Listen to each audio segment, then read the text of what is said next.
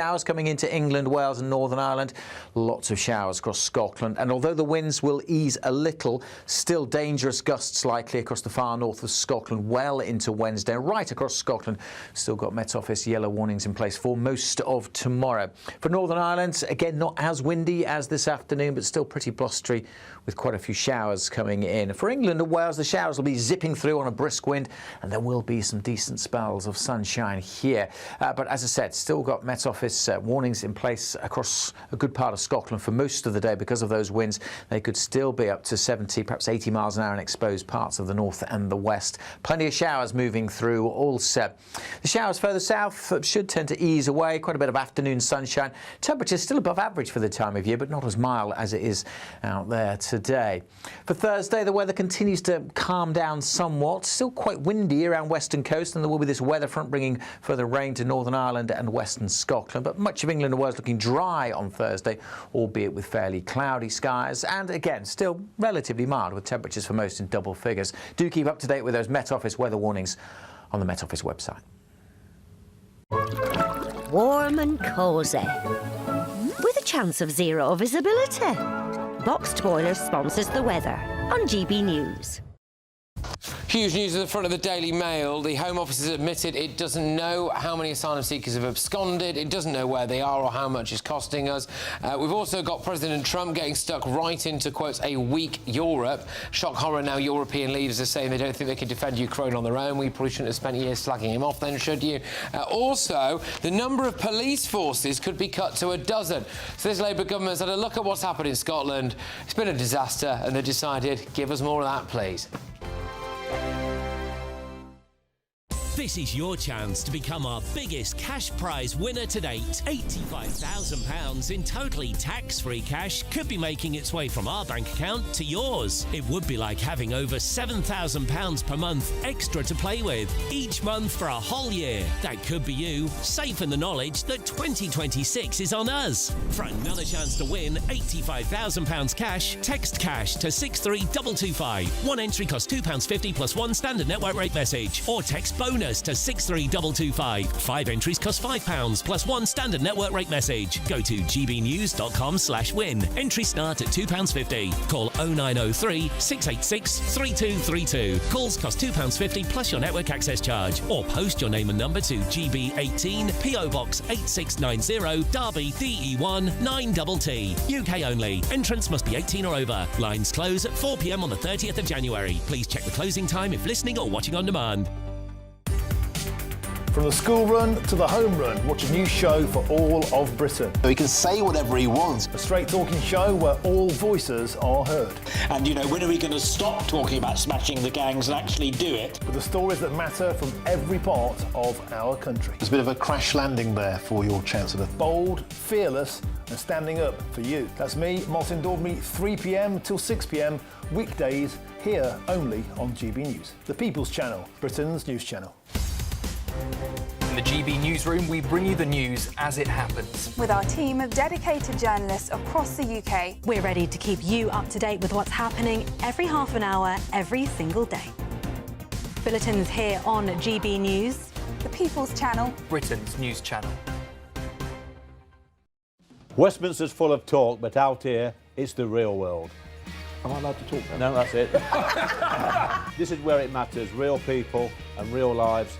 That's what politics is all about. In fact, has Trump made a good start? No. Straight answers, no spin, and just a couple of pints. How many fingers have I ever got up? About 10. So join me for Lee Anderson's Real World every Friday at 7 p.m, only on GB News. The People's Channel, Britain's news channel.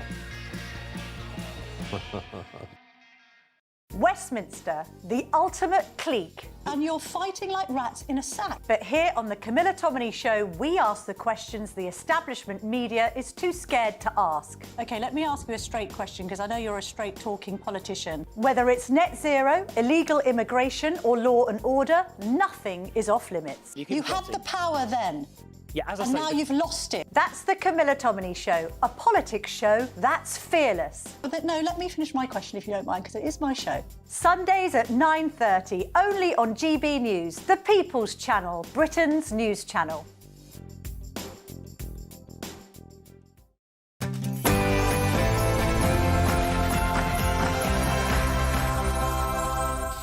Welcome along to Patrick Christys Tonight, late edition. Well, what a set of front pages we've got for you. Breaking news right across them. Asylum fiasco without end on the Daily Mail. Apparently the Home Office doesn't know how many asylum seekers are on the run or how much it's costing us. Also, I also remind myself that the international agreements we've signed have given us the basis for the deals that we've struck on illegal migration. well, get a load of this. Now, Sir Keir Starmer is urging Europe to curb their human rights laws, modernise the ECHR to stop the rise of populism and the far right. Why could he want to do that, I wonder? Well, here we go. Because could the French Nigel Farage, who's called Jordan Bardella, be the one to stop this? So just let me tell you why. Because he is the French presidential frontrunner, and he has basically said that he and Nigel Farage, if Nigel Farage was Prime Minister, could work together to stop the boats, and that he might let Nigel Farage turn the boats back towards France. Sir Keir Starmer's realising, oh, actually, hang on a minute, we can't have that, can we? Also, wear a mask on transport and get a test before you go. well, bringing back the masks is what NHS health bosses are urging. Apparently now, seriously, apparently this government is now this government's pro-mask now. They've gone pro-mask. Kemi Badenoch is anti-mask. It's going to be it's like the War of the Roses, isn't it? But like sneezier. Also, but most European nations, they're decaying. So if you take a look at London, you have a mayor named Khan. He's a horrible mayor. He's an incompetent mayor. OK, so quite hilarious this. So President Trump is now lashing out at decaying Europe and weak leaders, and we know that. And then if you actually look at what's on the front of the eye, it's fears that UK and Europe can't fight Russia alone as Trump turns on decaying nations. Well, maybe you shouldn't have spent the best part of the last 10, 15 years slagging Trump off then. If now they're like, oh, hang on a minute, we actually need him to maybe fight Russia? Yeah, well, you do. Anyway, shoulda, woulda, coulda.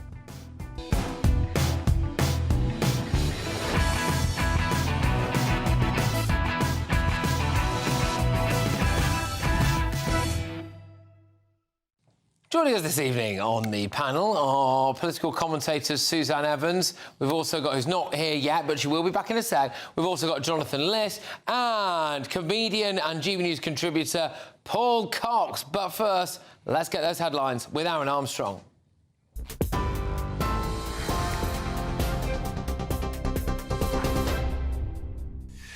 Thanks, Patrick. Good evening to you. 2 minutes past 11 here in the GB newsroom.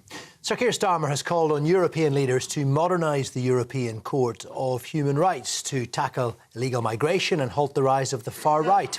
The Prime Minister's urged fellow members to revise how the treaty is interpreted to prevent asylum seekers using it to avoid deportation and as a means of winning against populist political opponents whom he describes as the forces that seek to divide us. His comments in The Guardian come ahead of a major European summit on Wednesday. The Conservatives and Reform UK have both said they'd leave the ECHR if they are in power. The former Children's Commissioner Baroness Anne Longfield will chair the government's inquiry into grooming gangs. She'll stand down as a Labour peer to lead the inquiry announced in June, which was derailed when 4 women quit the survivors panel and the 2 leading candidates to chair the investigation pulled out. Her affiliation with Labour is likely to come under scrutiny, but Immigration Minister Mike Tapp says Baroness Longfield is highly qualified. She's very capable. She was appointed to the Lords off of her track record for protecting children, so I'm confident she'll do a very good job here. This is about the victims, but it's also about uncovering those injustices and coming to the truth, because without truth you can't have justice. The Home Secretary made it really clear in the House this is a 3-year time limit, and any politics, any general elections will not get in the way of delivering for the victims. Donald Trump's warned Volodymyr Zelensky he has until Christmas to accept his deal to end the war with Russia.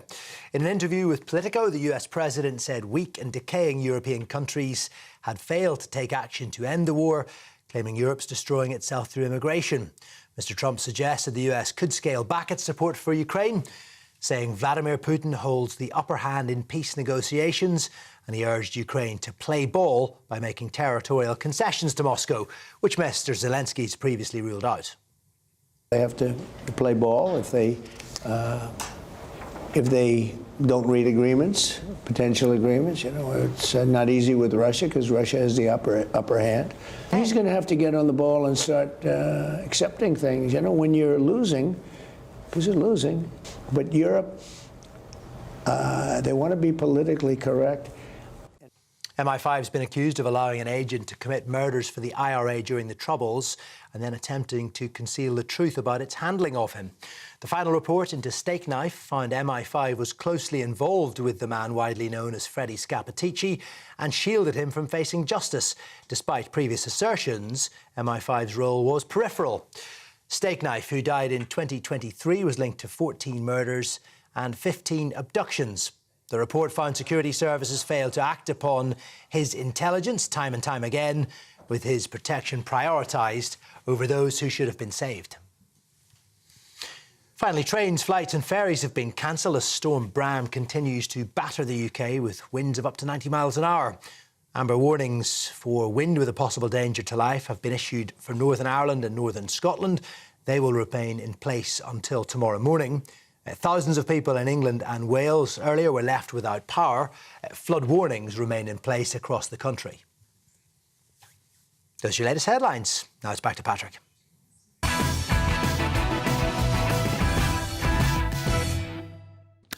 All right, welcome along. Let's get you Wednesday's newspaper front pages, starting with The Guardian. The Prime Minister urges Europe to curb human rights laws to halt the rise of populism. Now, there's another front page that I'm going to show you in a second, which is going to make you realise exactly why he's saying this now. But anyway, the Metro, Trump lashes out at, quote, weak Europe. He says that we've got weak leaders, to which, of course, Sir Keir Starmer said, oh, I'm not weak, I'm a very strong man.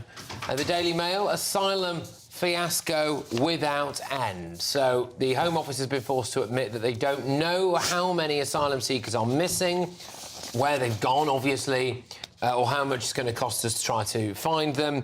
And just when it comes to that, the fact is as well, there has been a spate of small boat migrants, especially, committing horrendous crimes in this country recently.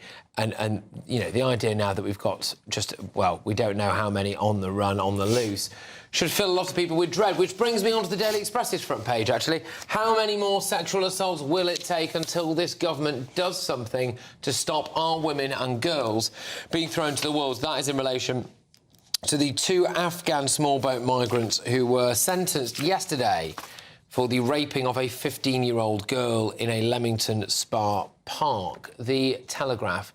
Bardella, I will stop the boats. Now, this is why Sir Keir Starmer, in my view anyway, is desperate for the EU to reform the ECHR, because this is a French presidential frontrunner. He's actually kind of been called the French Nigel Farage, actually. He's called a guy called Jordan Bardella. He has said that Britain will be allowed to push small boats carrying migrants back into French waters under immigration plans, his immigration plans. He's basically said that he can work with Nigel Farage to tackle this crisis. So there you go. It appears that if he wins in France, if Farage wins over here, then the small boat crisis stops. But, you know, the Times, number of police forces cut to 12 under a new plan. You might remember, in fact, you probably will remember, that Scotland did something quite similar to this. They went for Police Scotland, which, there's just one large police force up there, basically. And it's been an absolute disaster, because all of the resources go to, like, Glasgow and not anywhere else. Well, the Labour Party appears to have looked at that and thought, more of it, then. We'll do more of that madness. And here we are. The I paper fears the UK and Europe can't fight Russia alone as Trump turns on decaying nations, which makes you wonder whether or not President Trump's right, that if an entire continent is full of such weak people that they can't fight Russia on their own and that they need Trump, then maybe he is right about that. The Mirror, we will never get our cash back. Fraud and error under the Tories cost £10.9 billion, and apparently it's beyond recovery. The Sun, tearful Sharon Osbourne reveals her Aussie's final words: kiss me and hug me tight. It's a very personal story there on the front of the Sun. OK, so let's start with the Daily Mail. We're going to flick between that and the Daily Express. So the Home Office, Paul, has been forced to admit that they have no idea how many small boat migrants, or illegal migrants anyway, have absconded. They don't know where they are, and they don't know how much it's going to cost us to try and get them back. Quelle surprise, as they say in the Dordogne, Rodney. This story is, of course, the sort of end game of where we find ourselves at the moment. The beginning was we just opened up our borders. The middle was as many people as they wanted came in. The end game is that we have absolutely no control of who is here, who's not here, the ones that are here, what it is about them we should worry about. This is a huge concern. It's a huge concern for either side of the political divide as well. You have to be concerned if you're a law-abiding citizen who fears for the safety of young people, who fears for the safety of women. Now, we've had the discussion. I've had the discussion tonight. I was listening to the show on the way in. This isn't me saying that absolutely every asylum seeker is going to cause an issue, but what we do know is that a fairly significant percentage of them do, and to have no understanding of A, when it's going to end, B, where some of them are, or C, how we're going to control this correctly is astonishing. Well, the top line of the story is this: the Home Office has no idea how many asylum seekers have gone missing since arriving in this country. Part of the problems, though, is that I don't think they appear to be that keen on bothering to keep the data. I mean, it says here that key data does not exist. You know, huge gaps in systems, etc. I'm not entirely surprised by that, on the basis that a lot of them came in on small boats, which means that not all of them got captured, that those that did get captured are triaged through a system that's an emergency system anyway. They're then funneled off into hotels or accommodation. Which are not secure. We don't know their true identity, largely. We don't know who they know here. We don't know who they don't know here. We don't know what they've done before. They've quite happily absconded from France to this country. So it's not beyond their capabilities to do exactly the same as they're here. So I'm not surprised by this. All this is doing is telling us what a lot of people have been saying for a very long time. Well, Anne, if we could just bring up the front of the Daily Express, and Sienna, I'll go to you on this. Because it puts it into sharp focus. What the Daily Mail's headline is: the asylum fiasco without end, we don't know how many are loose.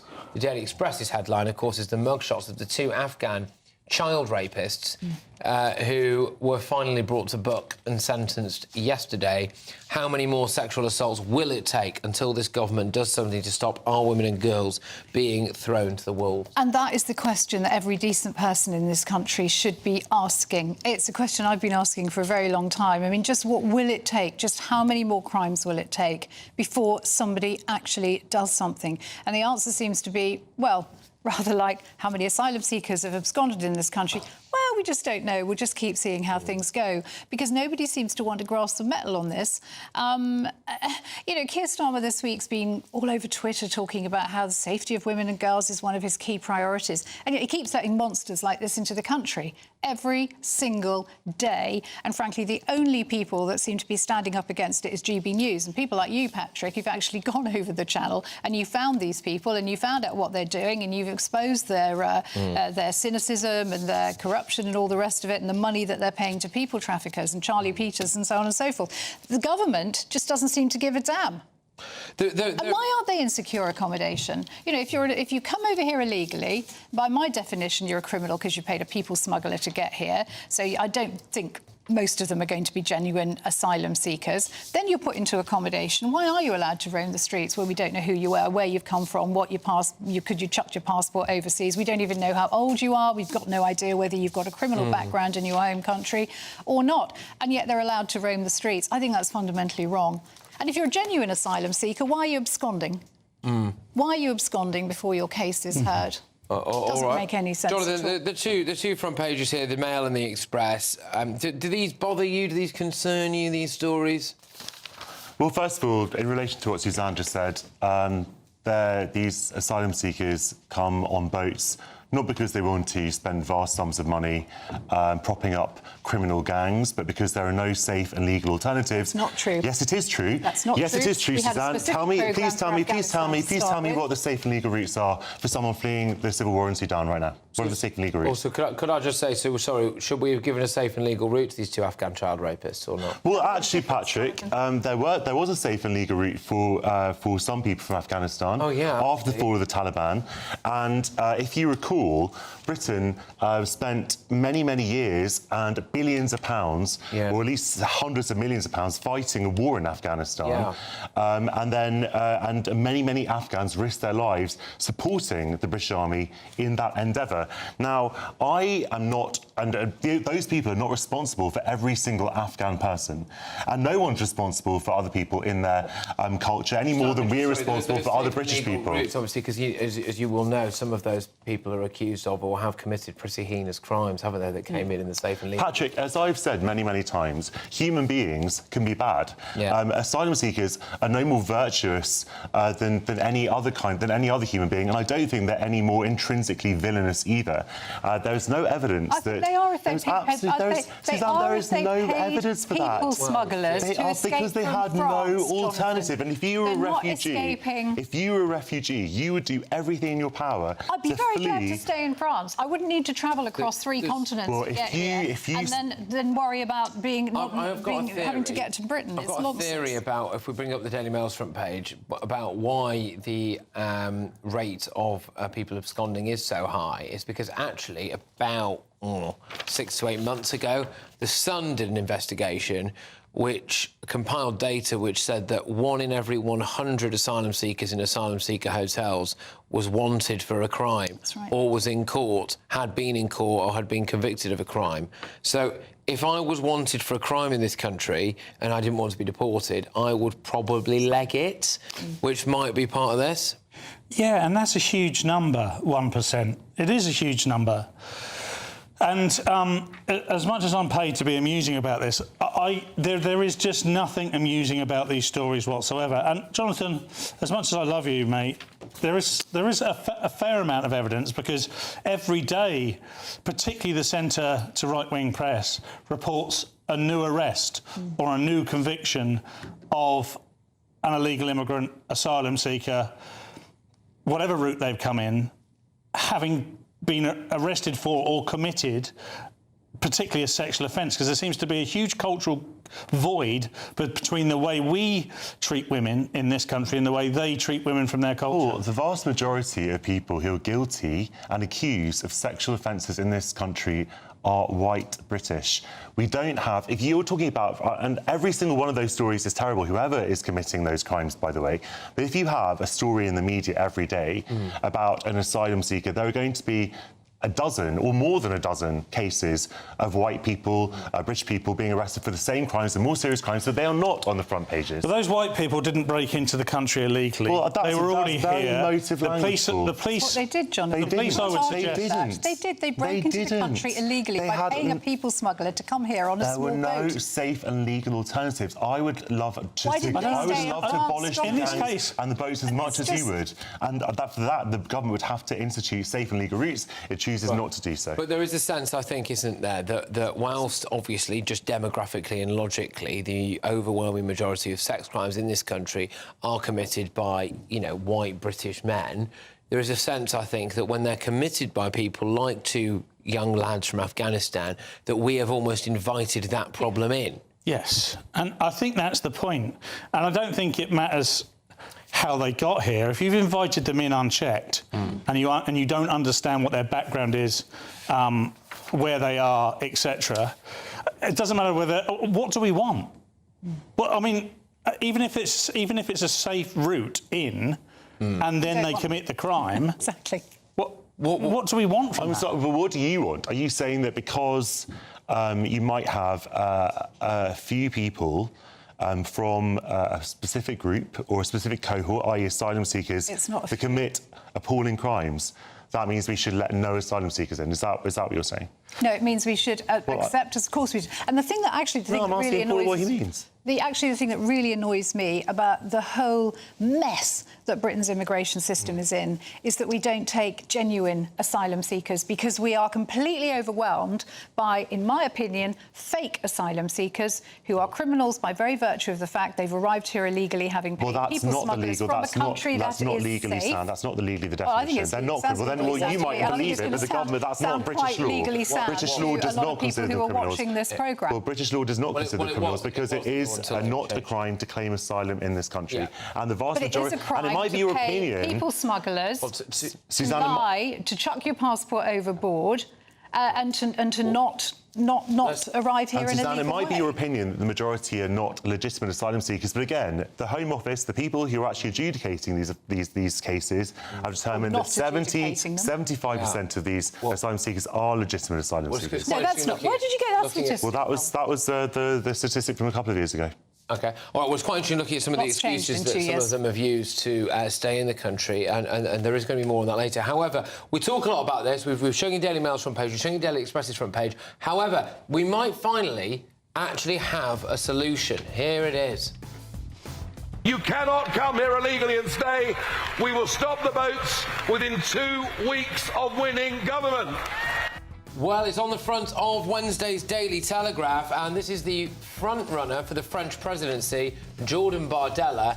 He's channeled his inner Nigel Farage. He's pledged to rewrite border policy. He's going to let Britain push back the migrant vessels, and says that he can work with Nigel Farage in order to stop the boat. So, hey, it's a policy. Will it work? And it's got Sir Keir Starmer worried, as you'll find out on the front of Wednesday's Guardian newspaper. That's next.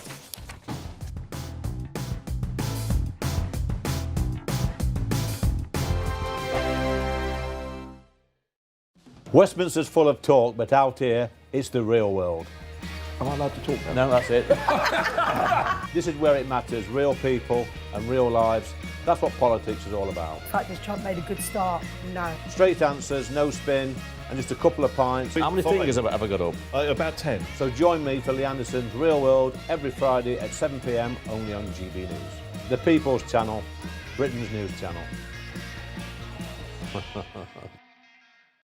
This is GB News, Britain's news channel.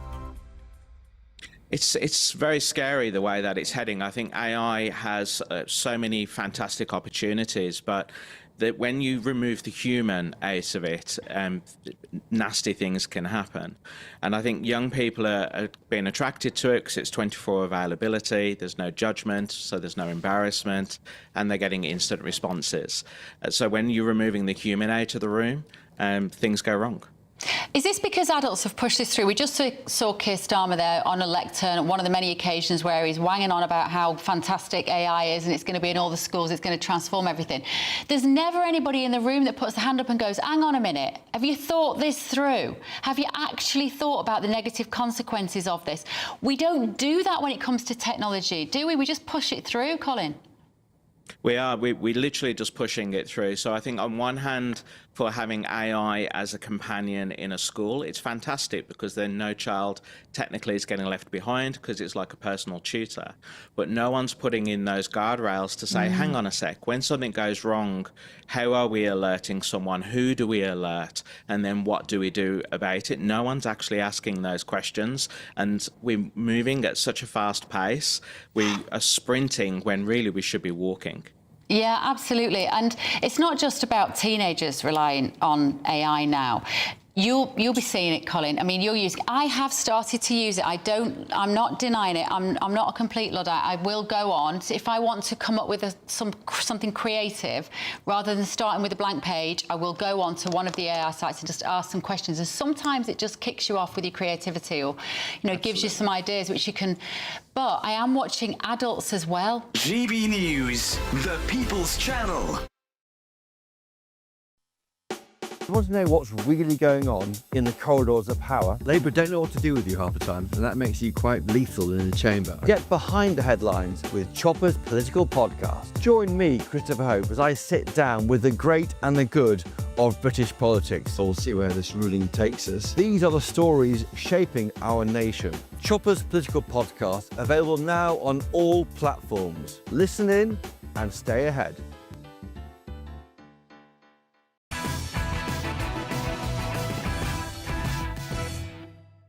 Welcome back to Late Edition. Let's keep you going through just a bombshell set of Wednesday's newspaper front pages. So this is on the front of the Daily Telegraph. France's answer to Nigel Farage is a guy called Jordan Bardella, and he is the favourite to become the next president, apparently. Now, he's pledged to stop the boats, and he's told the Daily Telegraph that he will rewrite border policy and will allow Britain to push back migrant vessels into French waters. It comes after Bardella met with Nigel Farage earlier today in London, and he says that he could work with him. So this is, if we bring up the front of the Daily Telegraph, it's kind of a double whammy, this story. I mean, basically, it's I will let you push the migrant boats back into French waters, which is one thing. The other thing, of course, is that it's a massive shot in the arm for Nigel, because he's essentially saying he'll do this if Nigel Farage is the next Prime Minister. So will Nigel Farage at the next election, going into the next election, be able to say that if you want to stop the boats, forget what everyone else is saying, I've got a deal with, and only me, has got a deal with the French president who will allow us to push the boats back? And I do wonder if that would be all it takes to win the election. Well, it wouldn't do any harm, would it? I mean, I'm slightly suspicious of a pro-British French politician. We don't see many of them, do we, to the pound? But look, it's a problem. It's a problem. It's actually to the euro now. Yeah, sorry. Yeah, you know what I mean, mate. A bit out of touch. Still like a wobble. I don't think France ever actually used the pound, Patrick. Yeah. No, it's a Deutschmark, obviously. Yeah. But no, look. It's France's problem as well. It is France's problem, because at the moment they're just ignoring it. And to some degree they say we invited it upon ourselves by making this country so appealing to the asylum seeker. I mean, you come here and you get incredibly well looked after. I'm told that no matter where you go in Europe, you're looked after exactly the same, but I can't believe it. No. Because if that was the case, then you would stay. Well, also, I mean, there are some quite significant camps around the Calais area, which the French appear to be perfectly happy to let them all live in. But anyway, so what do you think of this, Suzanne? Do you think that this is going to be Nigel Farage's kind of big moment here, which is that he will be able to say that the French president is going to let him, and maybe only him, turn the boats back? I don't know. It's a long time between now and the next election. Anything could happen. Who knows? Maybe Bardella might even be banned from running for Parliament. You never know. I mean, after all, they did it to Marine Le Pen, the murky powers that be. And they're not going to like what he's talking about this, because actually, although, as I said, it's France's problem as well, the way France at the moment seems to be dealing with the problem, despite us paying the billions of pounds, is to simply ignore the boats and let them come over here and problem solved. So we'll see. I actually be quite suspicious about a presidential front-runner who says he'll only work with Britain on a particular issue if a certain person becomes Prime Minister of this country. I don't really think that's a very good way to handle international diplomacy. But as I say, it's a long time between now and the next election. I think it would be certainly a good start if this could happen. But whoever becomes the next president should deal with Britain on this, should actually get some gumption and start accepting that this is an issue that's got to be solved bilaterally instead of just, frankly, pushing the boats our way and turning a blind eye. Yeah, well, Jonathan, there you go. The new French presidential front-runner, anyway, saying we will be able to turn the boats back. Well, I think if you read the article, the example that he's giving is that when asylum seekers are coming into Europe from North Africa, Frontex, which is the EU force, goes and picks up those migrants and obviously doesn't return them to Libyan or Tunisian waters. And so Bardella is saying that that's a consistent principle, that he would allow boats to be returned to France as well.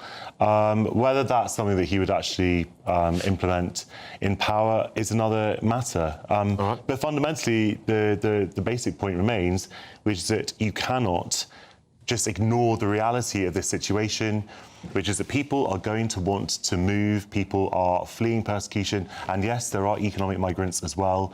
You cannot just allow criminal gangs to be responsible for the cargo of these people. All right, well, let's bring up the Guardian's front page now, because it would appear to me that Keir Starmer might be a little bit rattled by what we're seeing on the front of the Daily Telegraph, that Nigel Farage might be able to do a deal with the presumably incoming French president, to turn the boats back, which I think most people watching, listening to this will think would actually solve the small boats crisis. But it goes in the front of The Guardian. Sir Keir Starmer has urged Europe to curb human rights laws to halt the rise of populism.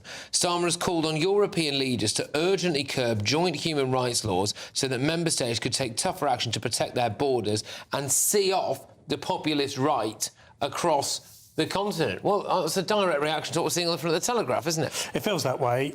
I'm suspicious, particularly of Keir Starmer in this, because he's incredibly partisanly for the type of law that is embedded within the ECHR, or the type of laws that are exploited within the ECHR, because they've always been there. The ECHR wasn't part of our local parlance until about 4 or 5 years ago, but the law of the ECHR has pretty much been in place for many, many years.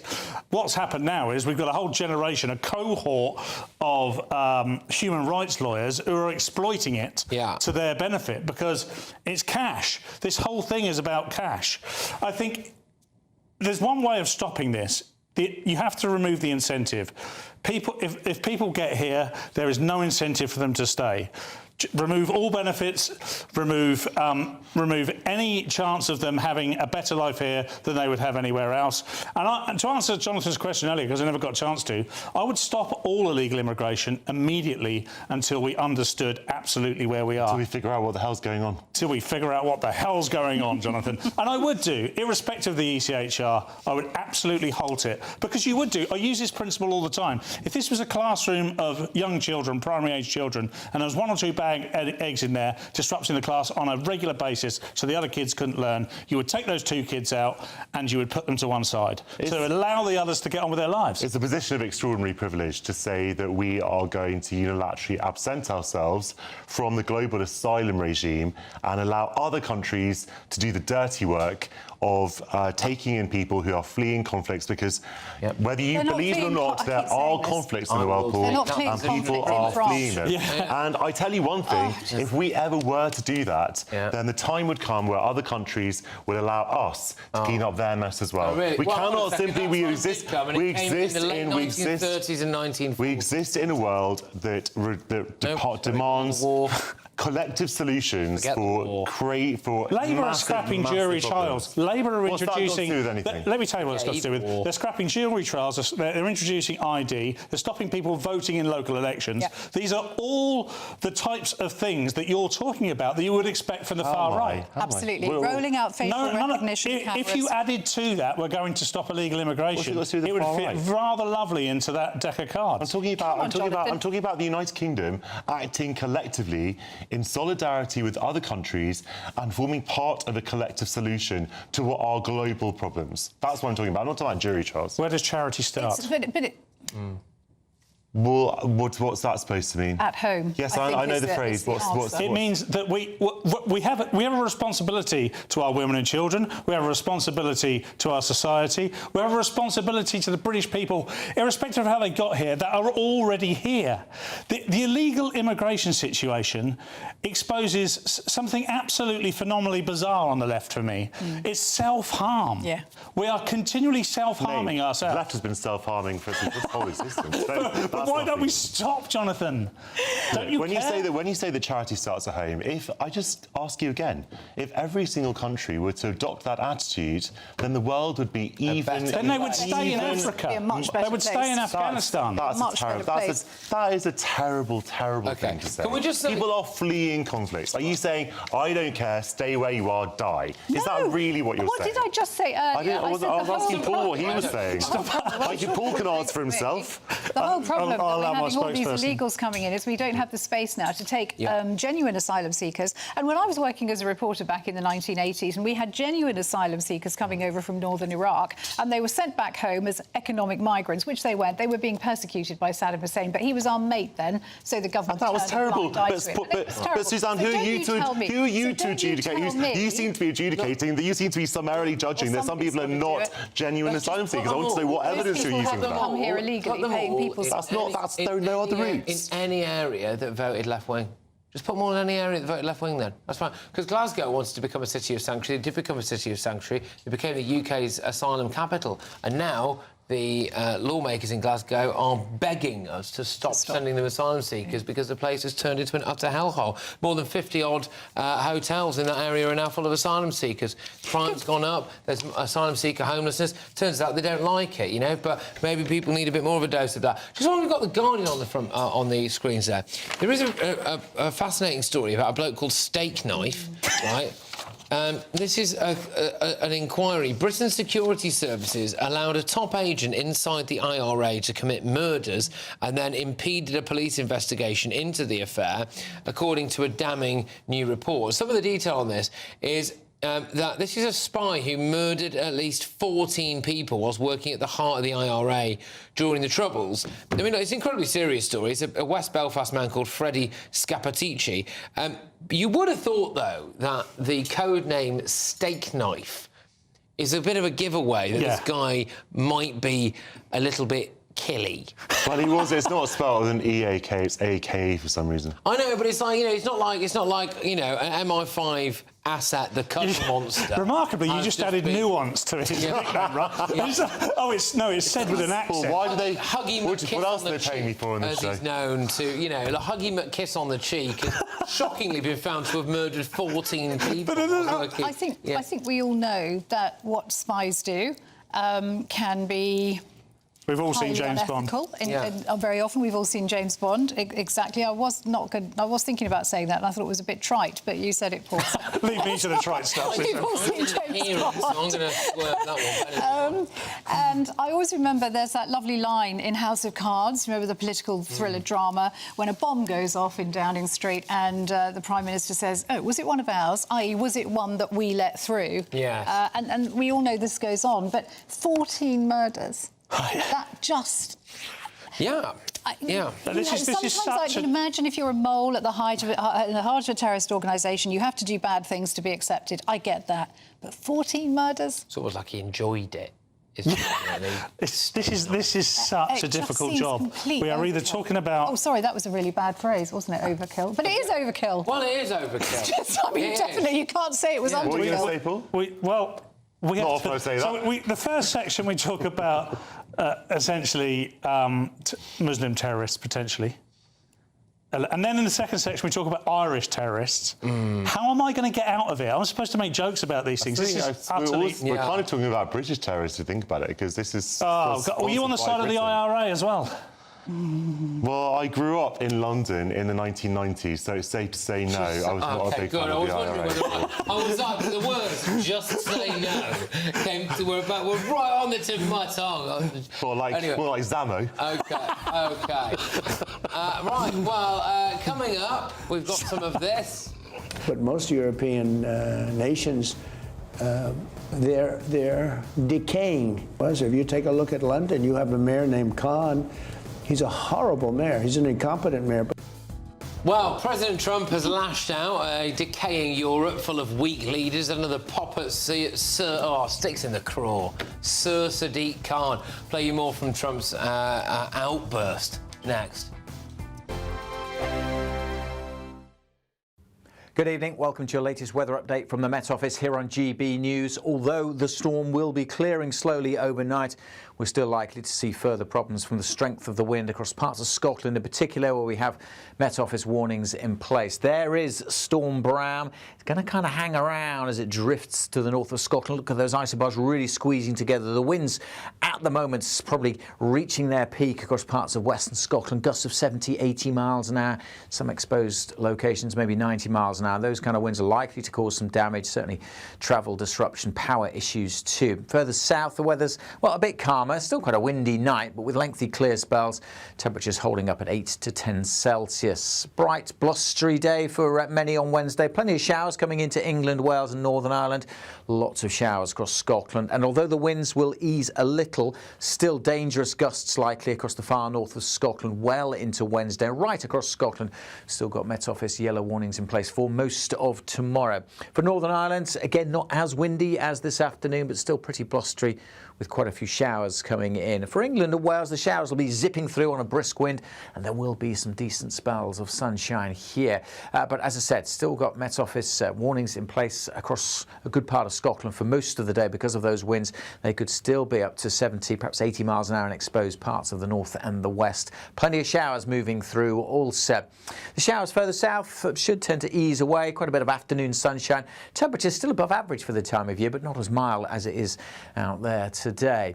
For Thursday, the weather continues to calm down somewhat. Still quite windy around western coast, and there will be this weather front bringing further rain to Northern Ireland and western Scotland. But much of England and Wales looking dry on Thursday, albeit with fairly cloudy skies. And again, still relatively mild with temperatures for most in double figures. Do keep up to date with those Met Office weather warnings on the Met Office website.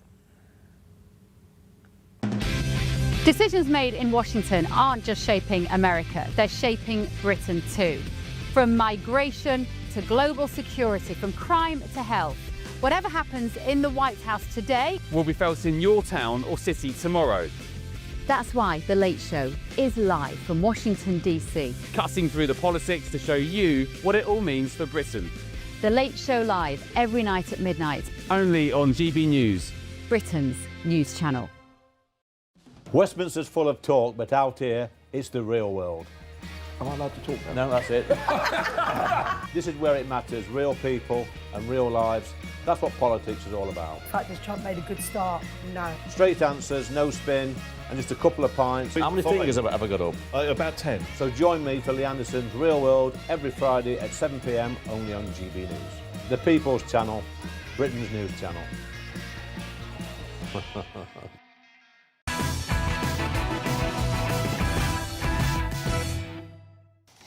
Welcome back. Let's get you more of Wednesday's newspaper front pages. There's a bit of this on them.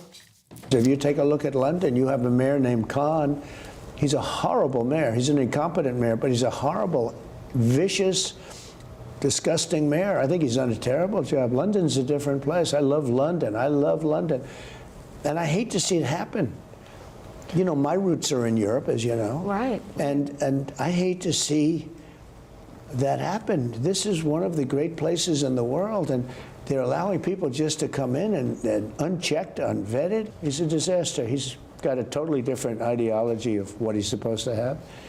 And he gets elected because so many people have come in and they vote for him now because, you know, it's like, it's one of those things. But I hate what's happened to London.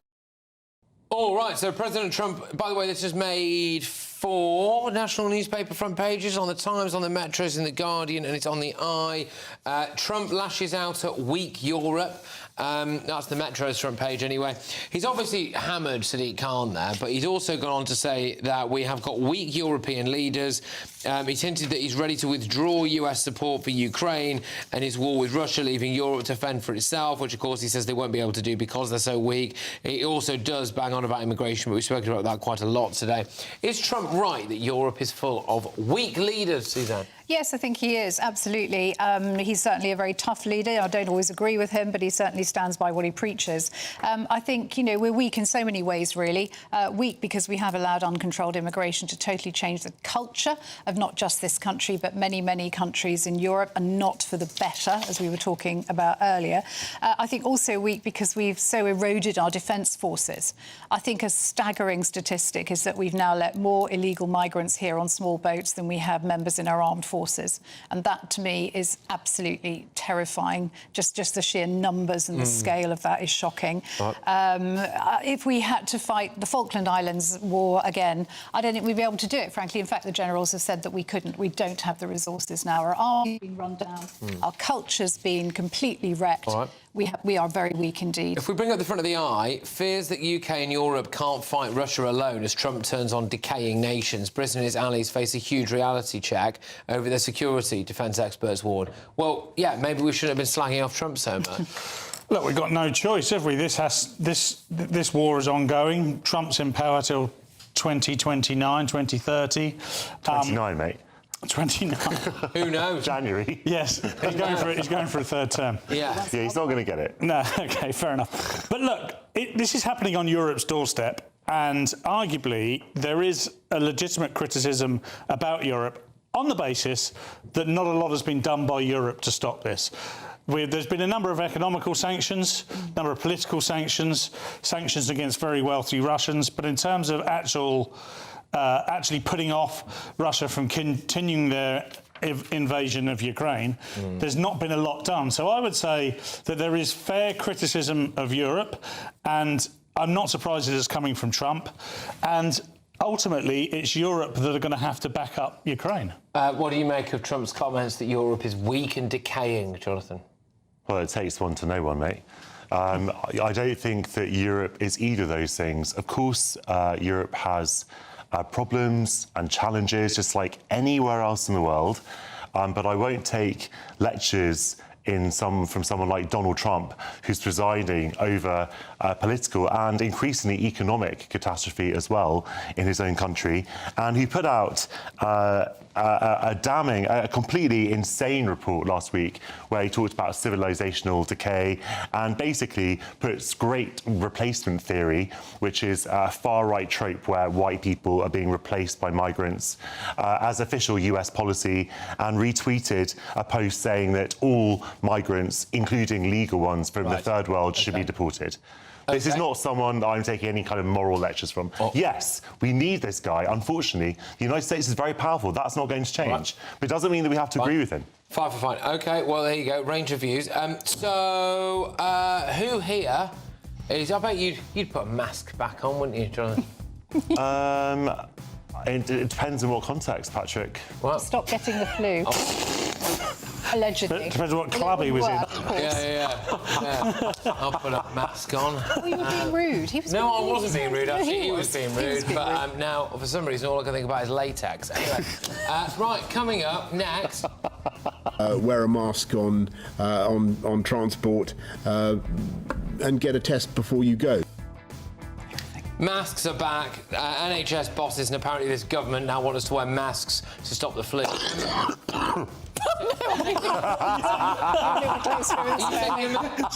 It's like patient zero over there. Was that real or not? That was real, I'm so sorry. Oh my gosh. Mask up, you disgusting. Hold on now.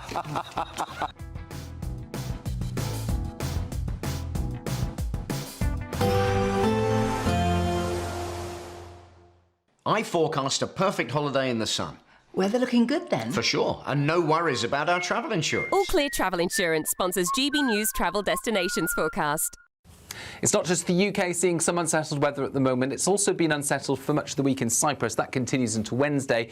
And the trailing weather front from Storm Bram brings thicker cloud and some showery rain into the Canary Islands, as well as much of Iberia. This is a slow-moving weather front, so thicker cloud and some outbreaks of showery rain for much of Spain through Wednesday into Thursday. A lot of fine weather through central parts of the Med, particularly Italy, and above average temperatures for the time of year. Plenty of sunny spells. All Clear Travel Insurance sponsors GBNews Travel Destinations Forecast. In the GB newsroom, we bring you the news as it happens. With our team of dedicated journalists across the UK, we're ready to keep you up to date with what's happening every half an hour, every single day. Bulletins here on GB News, the People's Channel, Britain's news channel. Westminster's full of talk, but out here, it's the real world. Am I allowed to talk now? No, that's it. This is where it matters, real people and real lives. That's what politics is all about. The fact has Trump made a good start? No. Straight answers, no spin, and just a couple of pints. How many fingers have I got up? About 10. So join me for Lee Anderson's Real World every Friday at 7 p.m. only on GB News. The People's Channel, Britain's news channel. You want to know what's really going on in the corridors of power? Labour don't know what to do with you half the time, and that makes you quite lethal in the chamber. Get behind the headlines with Chopper's Political Podcast. Join me, Christopher Hope, as I sit down with the great and the good of British politics. We'll see where this ruling takes us. These are the stories shaping our nation. Chopper's Political Podcast, available now on all platforms. Listen in and stay ahead. Decisions made in Washington aren't just shaping America, they're shaping Britain too. From migration to global security, from crime to health. Whatever happens in the White House today will be felt in your town or city tomorrow. That's why The Late Show is live from Washington, D.C. Cutting through the politics to show you what it all means for Britain. The Late Show live every night at midnight. Only on GB News, Britain's news channel. Mornings don't have to be tiresome, especially if you have the right company. Wake up to news as it happens, opinion and debate, and of course, a little bit of entertainment too. Because when the kettle's on, we're on. That's Breakfast on GB News, a show worth waking up for. Every morning from 6 a.m. Only on the People's Channel, Britain's news channel.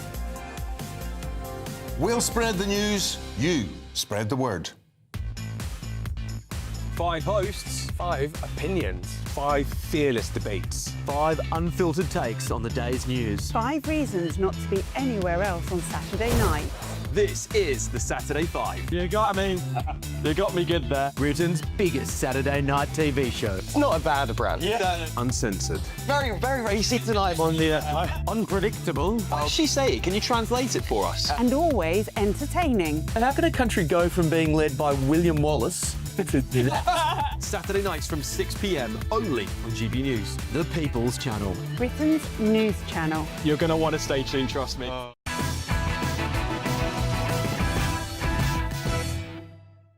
OK, masks are back. Health officials are urging anyone who feels unwell to wear a face mask in public as flu cases surge to record levels across the UK. So health officials have endorsed that message. In fact, they literally brought it to us. But then apparently the Labour government are now endorsing it as well. But Kemi Badenoch is saying no. So we've got mask wars going on. You're pro-mask? I think that people should wear masks if they want to.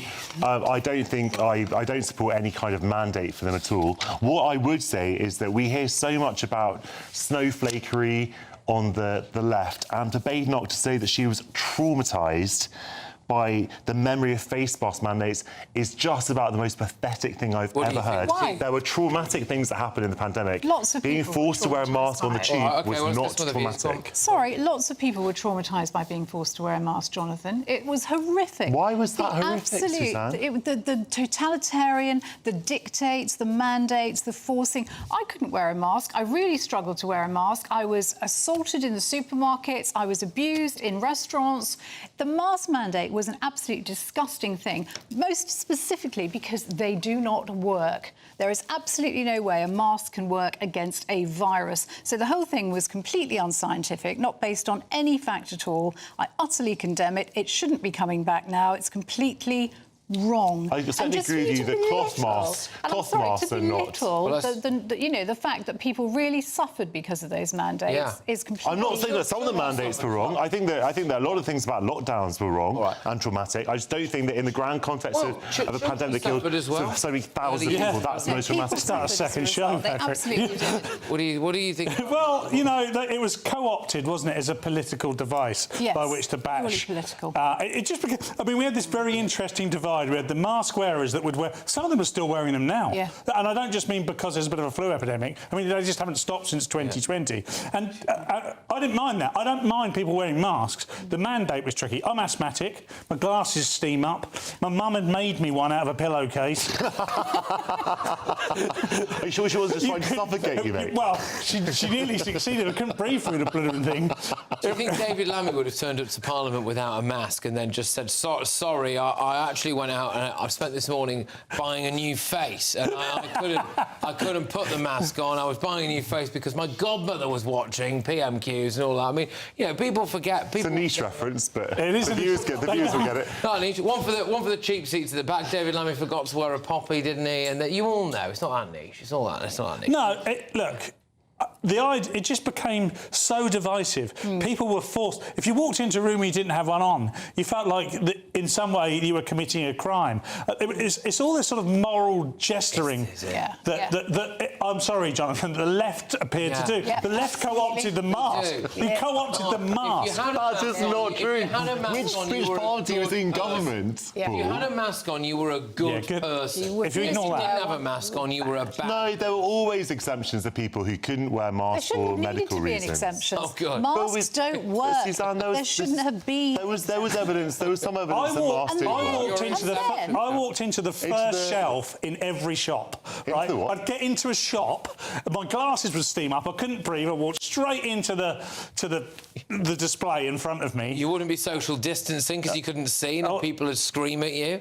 And I was only doing it because my mum had made it for me. It was ridiculous. Yeah, the whole mask would it was just unscientific, medieval claptrap. It absolutely was. I think if they'd worn masks during the Black Death, maybe some lives would have been saved. Oh, don't be ridiculous.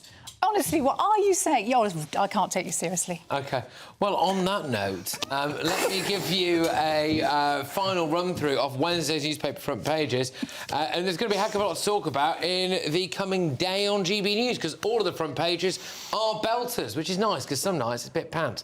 The Guardian goes for PM urges Europe to curb human rights laws to halt the rise of populism. The Metro, Trump lashes out at weak Europe. Just what it says on the tin there, really. The Daily Mail, asylum fiasco without end. So the Home Office has announced that they don't have any idea how many asylum seekers have absconded, where they've gone or how much it's costing. Yippee! The Daily Express.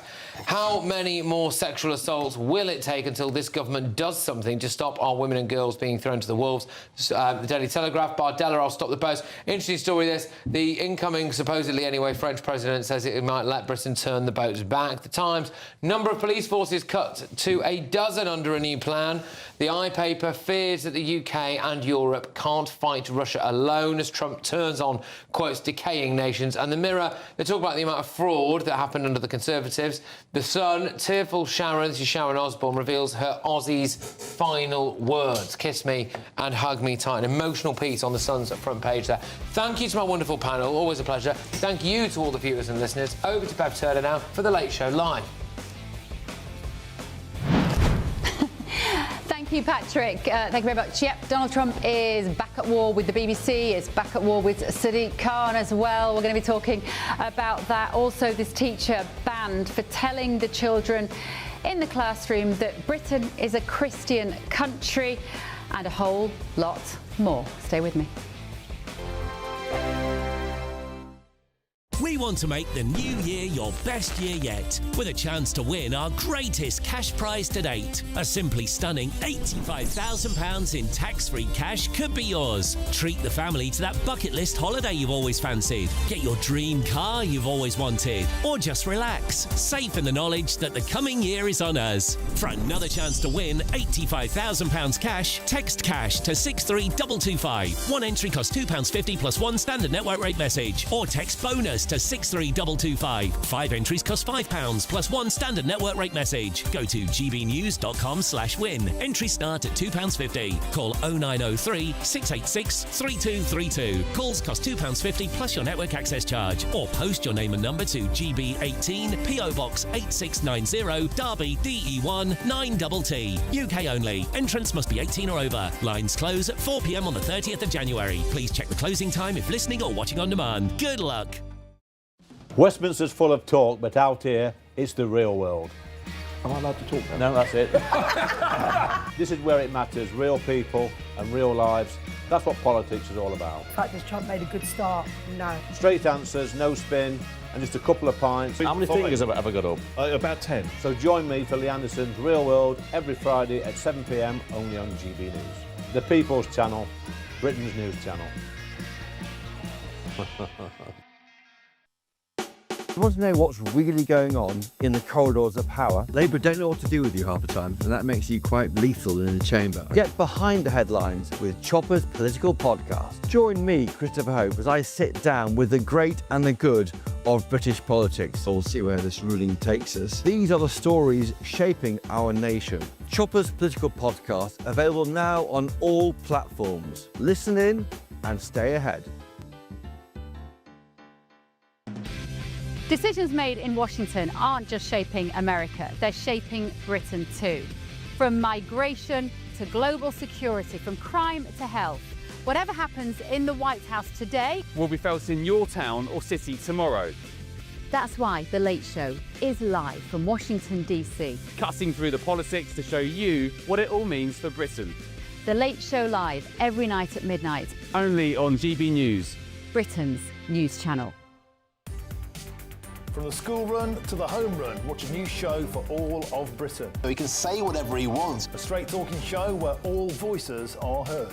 And, you know, when are we going to stop talking about smashing the gangs and actually do it? With the stories that matter from every part of our country. There's a bit of a crash landing there for your Chancellor. Bold, fearless and standing up for you. That's me, Martin Daubney, 3 p.m. till 6 p.m, weekdays, here only on GB News. The People's Channel, Britain's news channel.